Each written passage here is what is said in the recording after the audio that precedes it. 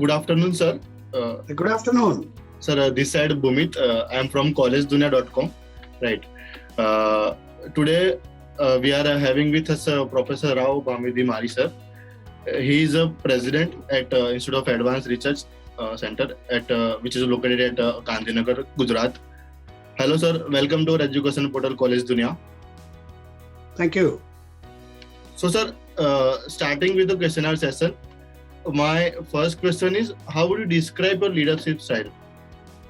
Oh, that's a very open-ended question. The leadership is about empowering people. An organization is a collection of people. So if more empowered the people are, the better the organization's performance will be, and also its progress towards its vision. So I believe in bringing up people, identifying good young people, and supporting them to grow, both within the organization and with external support. Okay, very nicely explained, sir. So on that note, sir, my next question is, you have held a key position at Education Institute throughout your professional career, right? So sir, what are the key factors that keep you connected with education sector? Well, education is about the future. Education is the best profession, I would say, of all professions, because it makes the future society. How our future society will look like depends on today's education. And that education is about young people. Okay. So my interest is how do we support and nurture and enhance young people's potential. And education, particularly higher education, has a key role to play in it.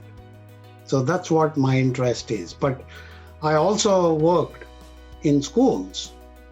I built schools because it's not just about higher education. Education is a lifelong process. So it starts from the day the child is born. I can't do anything about children when they are 1 year or 2 year old, but I can influence once they start schooling, university, college, and so on. So that's my interest. Okay, very nicely explained, sir. So coming to the next question, sir, the education system in India and other foreign countries are structured very differently. So sir, in your experience, what can an inbound student gain from studying here in your institute in IAR? Look, education is universal. In fact, we call ourselves a university for that purpose. Okay? The structure in terms of operations may be different in the UK, in Australia, in New Zealand, and in the US where I worked. In India, the education system is largely borrowed from the UK system for understandable reasons. Of course, there is the new education policy, the National Education Policy 2020 is trying to promote the Indianization, if you like. That's very important. So people are related to the education system, connected to it, and also benefit from it. But that said, broadly, the education system is universal, so the fundamental principles are unlikely to be any greatly different. The detail, of course, will change as we customize, as we adapt to the requirements of our society and Indian culture, Indian environment and society. Okay. So, sir, on that note, my next question is, what do you think should be the Institute of Advanced Research top priority over the next 10 years? Oh, to be the best in the world. That is our top priority. That is our vision. We want to be a world-class institution.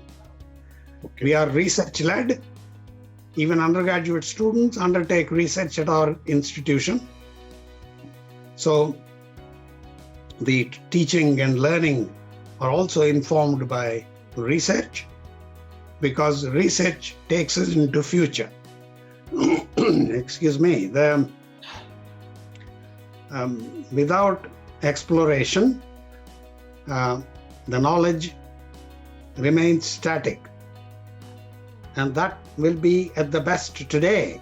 But as I said earlier on, we educate our students for the future of the country, for the society, and for themselves. We are educating them for the next 50 years of their working life. And knowledge expands exponentially. So research is very important. It doesn't mean to say simply people do research and publish papers, and that's not the research I'm talking about. The research that is relevant and has an impact on the society, on the economy, and on our environment, more importantly. Okay. So the university is research-led, and the primary focus in all our activities is quality. If the quality is good, the university is good. The graduates are good. The faculty are good. All our faculty are graduates of top universities in India, and many of them have got doctoral, postdoctoral experience in the US, Europe, UK, and places like Israel, which is, as you know, one of the most innovative countries in the world.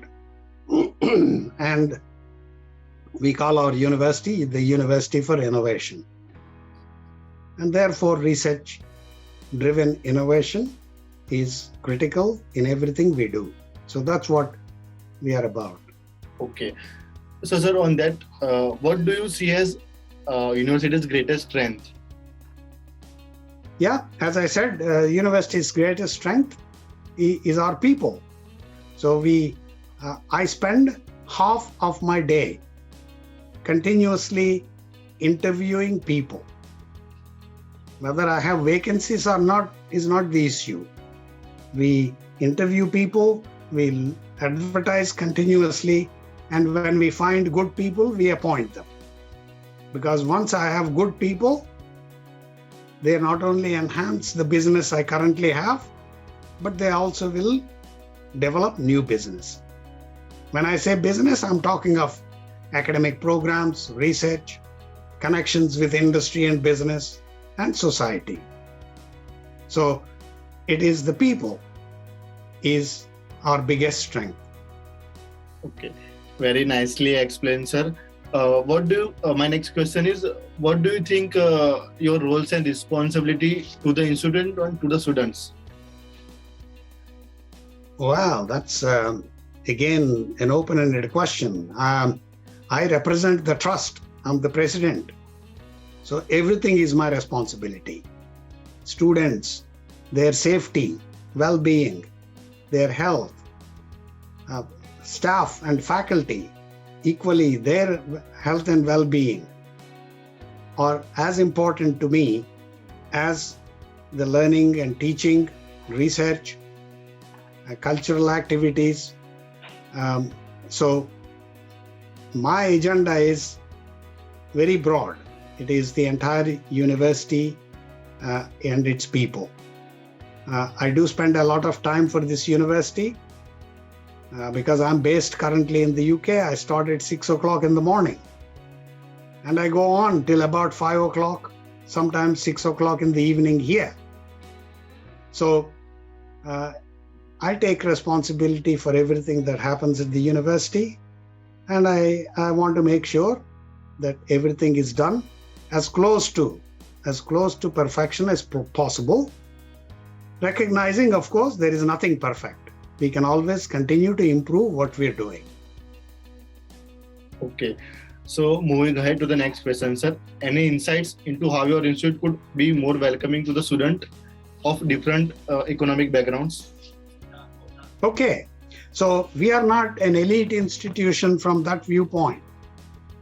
We have students from all parts of India, not just Gujarat or Ahmedabad and Gandhinagar.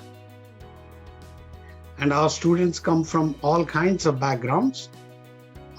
We are not a business, we are a service to the society of Gujarat and India more broadly.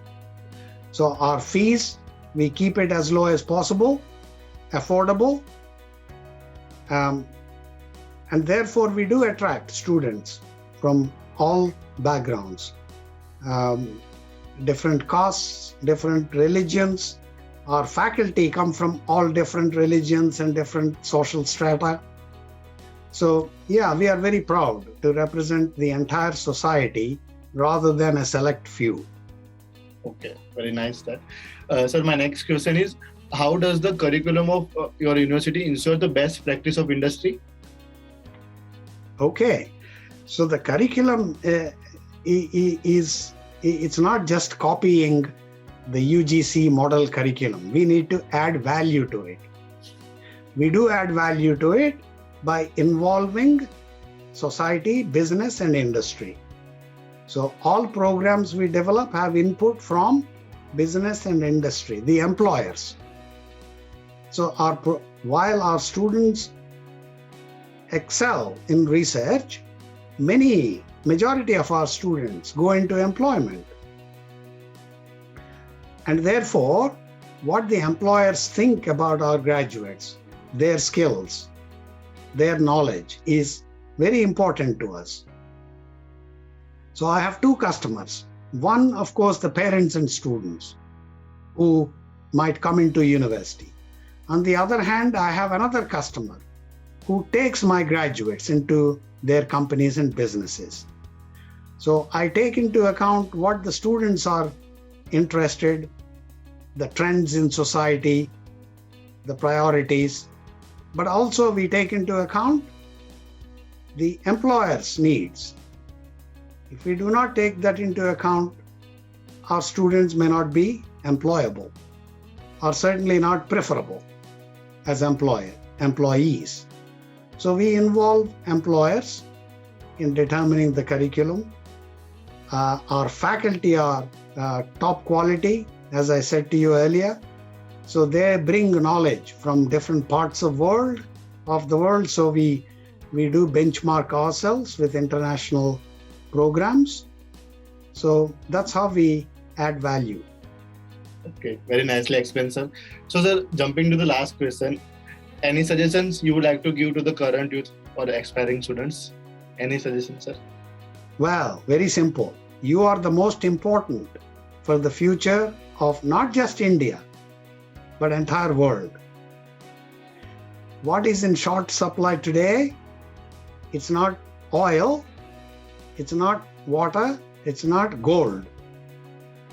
If we work hard, we can find all the three.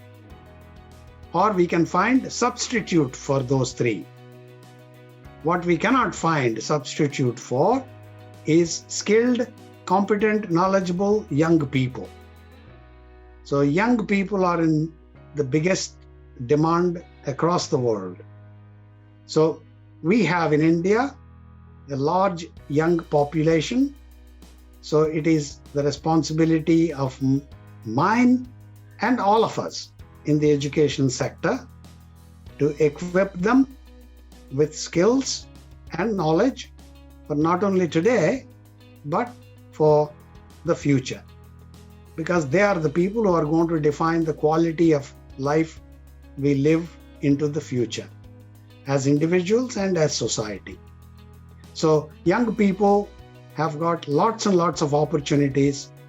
If you commit yourself, work hard, you will succeed. That is the fundamental principle. Even if you are very intelligent, if you do not work hard, you will not succeed. And even if you are not that intelligent, but if you work hard and commit yourself, you will succeed. So my advice to young people is focus, commitment and hard work. Very well said, sir. It definitely helps a lot to the students, sir. So, sir, thank you so much for giving such informative information about your university and about yourself, sir. Thank you so much, sir. Thank you. It's a pleasure. Thank you, sir.